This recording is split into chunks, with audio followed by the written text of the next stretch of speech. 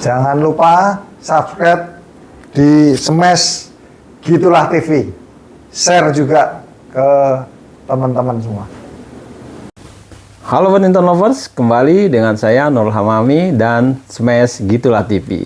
Bagaimana kabarnya semua? Mudah-mudahan dalam keadaan sehat walafiat dan terus bisa melaksanakan aktivitas seperti biasanya.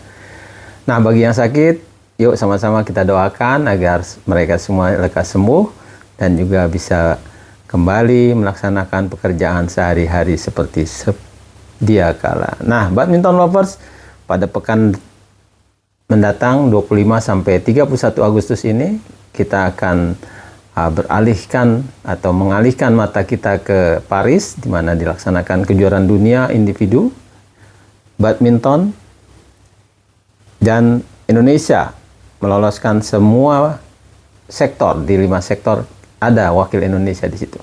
Nah, kali ini saya akan menyoroti sektor ganda putra, di mana kita memiliki 3 pasangan, 3 wakil. Di sini ada Hendra, maksud saya ada Fajar Alfian dengan Muhammad Rian Ardianto, kemudian ada Sabar Reza, dan ada Leo dengan Bagas. Nah, di antara 3 pasangan ini, tentu saja saya masih menjagokan Fajar dan Rian untuk bisa berprestasi lebih bagus, lebih jauh lagi, dan bahkan bisa menjadi juara dunia kali ini. Dan ini adalah kesempatan terakhir bagi keduanya, bagi Fajar dan juga bagi Rian untuk merebut gelar juara dunia. Dan saya bilang kesempatan terakhir karena memang dari sisi usia mereka tidak muda lagi.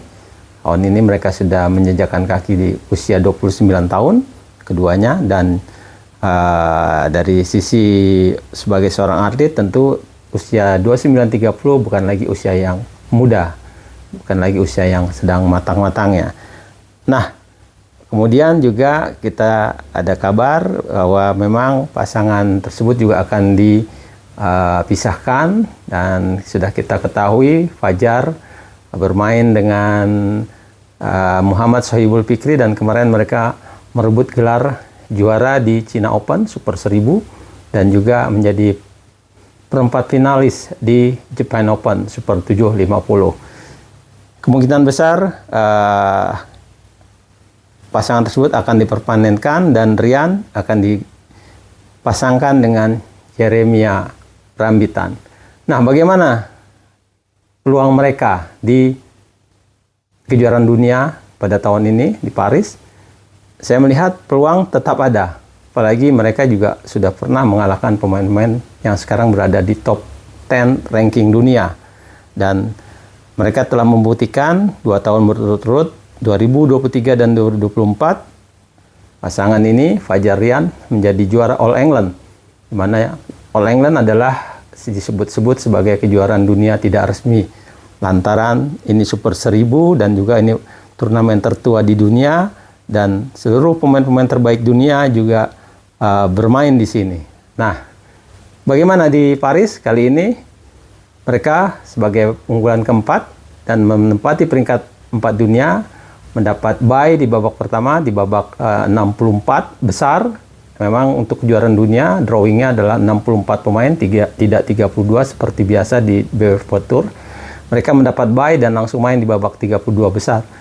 Kemungkinan di babak pertama, di babak kedua, di 32 besar mereka juga tidak akan terlalu berat, karena akan menghadapi calon pemenang di pertandingan babak pertama yang dalam catatan saya mereka kemungkinan akan bertemu dengan Huang Kui Chun atau Liu Chun Hui dari Hong Kong, yang dalam perkiraan saya mereka akan mengalahkan Kevin Lee dan Tai Alexander Lehman dari Kanada.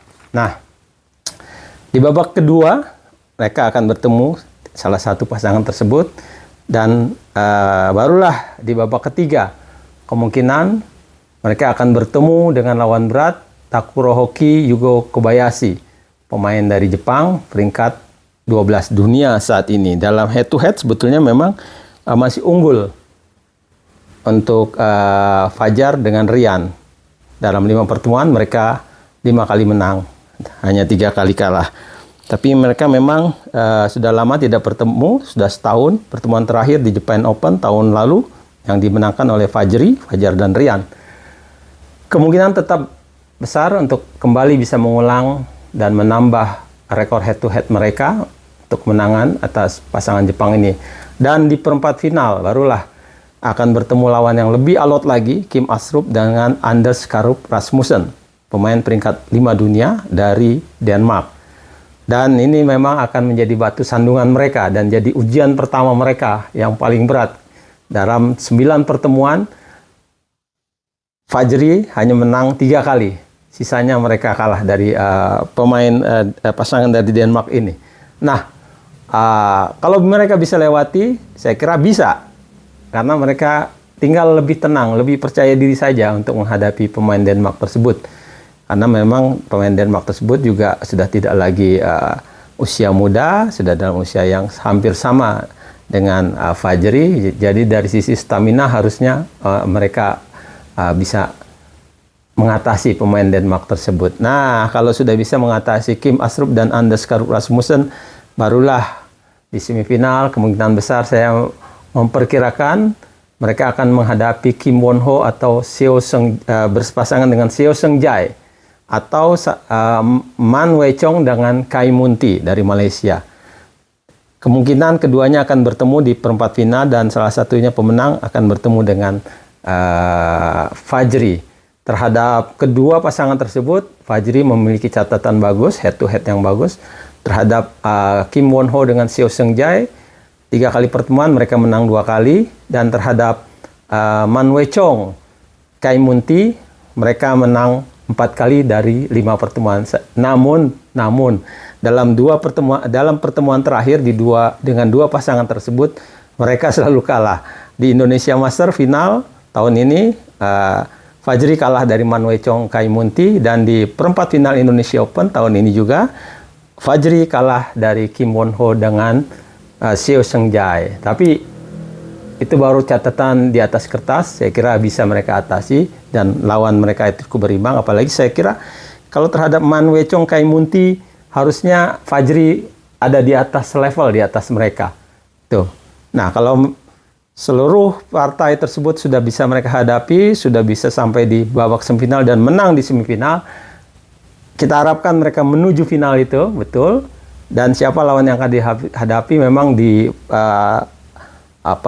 undian di bawah, unggulan kedua Aronsia Sohwuyik peringkat 2 dunia dan unggulan kedua akan menjadi calon lawan Fajri. Kemungkinan besar kalau skenario drawing tersebut tidak meleset, Sohwuyik dan Aronsia tentu diperkirakan tampil di partai final. Memang dalam 9 pertemuan mereka hanya menang 3 kali terhadap pasangan Malaysia tersebut. Dan terakhir mereka kalah di kejuaraan Asia pada tahun ini di babak perempat final. Tapi bukan berarti mereka tidak bisa mengalahkannya. Kita ingat di China Open kemarin, Aronsia Sohwuyik baru saja dikalahkan oleh Fajar yang saat itu berpasangan dengan Fikri. Bahkan di depan pelatih mereka sendiri yang juga pernah melatih Fajar dan Rian di Pelatnas, yaitu Harry Ipe. Ini mungkin akan menjadi pembuktian bagi Fajar Rian apabila mereka bisa mengalahkan Aronsia Sohwuyik di depan Harry Ipe. Nah, siapa lagi yang punya kesempatan untuk juga sampai di babak final di drawing bawah? Kemungkinan juga ada Goseve Nurizuddin dari Malaysia atau Liang Weikeng Wang Chang. Tapi juga ada pemain kita, Sabar Karyaman dan Reza Isfahani.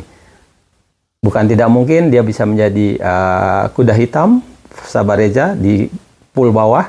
Dan di pool atas juga Leo Bagas, kita harapkan bisa berbicara lebih banyak dan bisa menjegal Seo Seung Jae dan Kim Won Ho di babak 16 besar. Kalau itu terjadi, kemungkinannya memang akan berubah lagi. Leo dan Bagas bahkan bukan tidak mungkin akan bertemu dengan Fajri di babak semifinal. Saya kira itu, dan ini memang kesempatan terakhir. Ayo Fajar dan Rian, jangan sia-siakan kesempatan terakhir untuk bisa merebut gelar. Dan sebetulnya Fajar dan Rian ini punya seluruhnya. Mereka cukup kompak sebagai pemain sangat solid di depan dan di belakang. Nah, tinggal mereka harus bisa melewati bagaimana mereka mengalahkan kepercayaan diri mereka yang harus lebih besar lagi. Dan harus tetap fokus bila kehilangan 1, 2, 3 poin secara beruntun. Itu saja dari saya, silakan.